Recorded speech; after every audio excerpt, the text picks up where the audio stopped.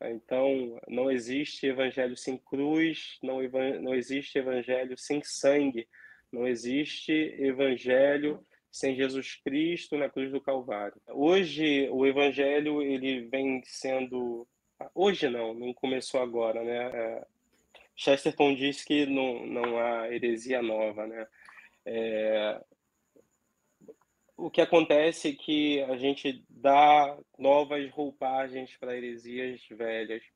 E assim como no tempo de Corinto, assim como no tempo dos Romanos, dos Gálatas, quando Paulo os exortava em relação a falsos ensinos, a falsos mestres, assim como fez com Timóteo, sempre existiu pessoas que quiseram facilitar as coisas, né? Então o evangelho ele é ofensivo. O evangelho é ofensivo. Uma vez eu lembro de que uma cantora muito famosa estava assim sendo pega repetidamente em pecados escandalosos e de que Paulo disse que se vergonharia até de falar, né? Uma cantora gospel muito famosa toda hora. E eu coloquei um versículo lá de Paulo aos Coríntios, dizendo que aquele que se considera, aquele que se diz irmão, se diz cristão e pratica tais práticas, com esse nem devemos nos assentar. E eu fui duramente criticado, dizendo que eu servi o evangelho do apóstolo Paulo e não de Jesus. Só que Jesus Cristo ele foi muito mais duro que o apóstolo Paulo. Jesus Cristo ele diz: ai daquele por quem vem o escândalo. A palavra ai aí no original é condenado está. Já está condenado aquele por quem vem o escândalo. Jesus ele era muito duro. Jesus ele não negociava a verdade. Jesus ele uma passagem muito conhecida quando ele está lá, reparte o pão com as pessoas e as pessoas começam a segui-lo pelo alimento que ele deu às pessoas. E ele fala: não, vocês estão me seguindo pelo alimento que eu dou a vocês, não pela minha verdade, pelo evangelho, pela minha palavra. Podem ir embora. E os discípulos vêm até ele: Jesus, que palavra dura é essa? Que palavra dura é essa para o povo? Jesus, cara, se vocês não estão satisfeitos, metem o pé também, vão vocês também. Porque Jesus ele não negociava o evangelho a fim de afagar o ego, a fim de amaciar o ego de alguém, a fim de não ofender. O evangelho é ofensivo. Eu sempre digo isso, o evangelho ele é considerado, ele é comparado a uma espada e não a um travesseiro, não a uma almofada. O evangelho é que faz divisão da nossa alma até a medula, como o apóstolo Paulo diz. Quando Jesus Cristo chega e diz que aquele que quiser vir após mim, tome sua cruz, negue-se a si mesmo, tome sua cruz e siga-me. Aquela palavra era muito dura para um judeu que vivia sob o jugo de Roma, que passava pelos caminhos e via os seus filhos, seus pais, seus maridos crucificados, que via os seus filhos sendo empalados, pegando fogo. Os romanos eles colocavam os judeus nos postes e tacavam fogo para iluminar os caminhos. Crucificavam os homens a seu bel prazer. Então, a cruz sempre foi um motivo de muita dor e vergonha para os judeus, porque eles eram humilhados na cruz. Jesus Cristo ele diz: cara, pega a sua cruz e me siga. O evangelho ele é ofensivo para o pecador. O evangelho ele é Jesus ele não vem com uma mensagem de superficialidade, de motivação, de amaciamento de ego, não. Jesus diz: você precisa morrer. Você precisa morrer para me seguir. Você precisa se desfazer de tudo aquilo que você diz que é, daquilo que você acha que é, morrer para você mesmo e me seguir. E isso é duro para as pessoas hoje em dia.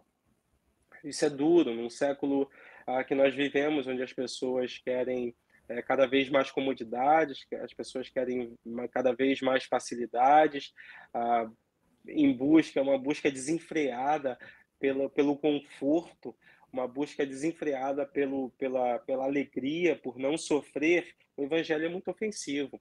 Então se levantam homens malditos que pregam um evangelho cujo slogan é pare de sofrer. que pregam um evangelho onde Cristo nunca foi crucificado, onde pregam um evangelho onde os apóstolos nunca foram martirizados, onde pregam um evangelho onde Estevão nunca foi apedrejado, nunca sofreu, mas que são só coisas boas, é só Jesus dividindo o pão, é só os discípulos à mesa. Se tem falado muito sobre isso ultimamente, né? Sobre a mesa, vinho e pão, comunhão. Evangelho é dor, é sofrimento, é abnegação, é renegar-se, é todo dia lutar contra o seu eu, contra o pecado que ainda habita em nós. Isso é o Evangelho. O Evangelho é Cristo crucificado e ressurreto. Se você perceber, a riqueza que ele veio conquistar no mundo foi de forma brilhante. Ele não dependeu do pai dele, ele teve que sair da sua terra, da sua parentela, né? Ele passou as suas dificuldades, as suas adversidades, mas ele vivia o quê? Um trabalho da excelência. Ele buscava a excelência em tudo que ele fazia, entendeu? Então, nós precisamos, na vida, entender justamente isso. Abraão, ele tinha uma certeza dentro dele, nós, que todos nós precisamos ter para sermos prósperos, é a sabedoria. O que é que Abraão ele disse a Ló? Ele disse assim a Ló: olha, se você for para a direita, eu vou para a esquerda, se você for para a esquerda, eu vou para a direita. Tremendo isso aí. Sabe o que é que ele estava dizendo? Não depende da sua geografia. Você pode estar onde for, tá certo? Se você for para o lugar bom, Ló, e eu ficar aqui nesse lugar seco, esse lugar seco ele vai prosperar, porque a bênção não está no lugar, a bênção está em mim. Essa convicção nós precisamos ter para caminhar na vida. O cara, isso não é só evangélico, não. O cara é demitido de uma empresa, ele tem que ter a consciência o seguinte, cara, eu saí da empresa, quem perdeu foi a empresa, porque a bênção estava em mim. Se todas as pessoas tivessem essa ideia na cabeça, elas parariam de ficar idolatrando pessoas, idolatrando empresas, idolatrando empresários, idolatrando altar, idolatrando tudo. Entendeu? Por quê? Porque elas não têm essa consciência. Se você, ou você que está ouvindo, tem que ter essa consciência na sua vida. A bênção está sobre a sua vida, é sobre a minha vida. Então, é a mesma coisa. Você tem um braço, aqui, está o braço aqui. Ó. Se você arranca esse dedo, tá certo? Esse dedo sai do braço, eu pergunto a você, o corpo não fica, você não fica vivo? Você já conhece gente que não tem um dedo? Nós temos um presidente aqui que não tem um dedo. Então, não tem um dedo. Mas ele não está vivo? Está vivo. Por quê? Porque o que sai é que morre, cara. Entendeu? E se as pessoas entendessem isso, entendeu? Tudo mudava. E Abraão era justamente com esse entendimento. Ele caminhava acreditando que ele era uma pessoa próspera, entendeu? E essa ideia todos nós temos que ter.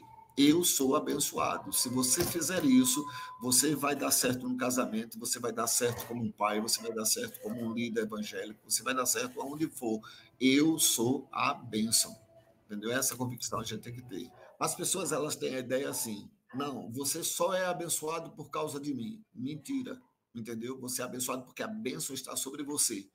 Essa é a consciência que a gente tem que ter. Às vezes, isso é na família, em tudo. Às vezes, um pai ou um filho, ele diz, não, eu não vou abençoar, entendeu? Não vou não, porque se eu der, ele vai ser abençoado. Tal. Então, você tem que procurar o seguinte, você tem que ter a convicção seguinte, que você lute, batalhe, conquiste as suas vitórias, entendeu? Para que ninguém venha dizer, não, ele enriqueceu, ele teve por causa de fulano. Estude, trabalhe, pesquise, faça o que você puder fazer para que você possa vencer na vida, não fique dependendo. Deixa eu dizer uma coisa muito séria a você, que tinha nas igrejas tradicionais, e pastores das igrejas tradicionais sofrem por causa disso. O que é que acontece nas igrejas tradicionais? Geralmente, quando o pastor, eu não sei se você alcançou, porque você já alcançou a visão, você era pequeno quando você tinha a Batista, mas eu acho que você conhece muita coisa da Batista ainda, né? Então, o que é que acontece? Eles retiram um dízimo. Por que essa atitude? O que é que eles estão dizendo? Eu estou retirando o dízimo porque é o dízimo, é o meu dízimo que está lhe abençoando. Viu aí a atitude das pessoas? Então, Abraão, ele tinha a convicção seguinte: então, eu não quero nada, para que depois você não venha dizer que que eu me enriqueci por causa de você. Entendeu? É tremendo essa confiança, essa convicção que Abraão tinha de que a bênção estava nele, em tudo que ele fizesse a prosperar. A mesma coisa você tem que ter na vida, e você que está ouvindo essa live tem que ter na vida essa convicção. Cara, Deus vai te abençoar, entendeu? A chuva, ela cai no quintal de todo mundo, entendeu? Agora, às vezes as pessoas acham o seguinte: não, a bênção só está nesse lugar aqui, só está nessa casa aqui, só está nessa denominação aqui, só está nesse pastor aqui, nessa igreja aqui. Então as pessoas ficam escravas, entendeu? Porque acham que se sair, eu mesmo, eu tenho isso dentro de mim. Eu nunca amaldiçoei ninguém que saiu de forma alguma, porque eu tenho essa ideia. A pessoa vai ser abençoada e eu vou ser abençoado, entendeu? Quer com a pessoa, quer sem ela, eu vou ser grandemente abençoado. E Abraão, ele andava com essa convicção na vida que nós precisamos trazer de volta à nossa igreja.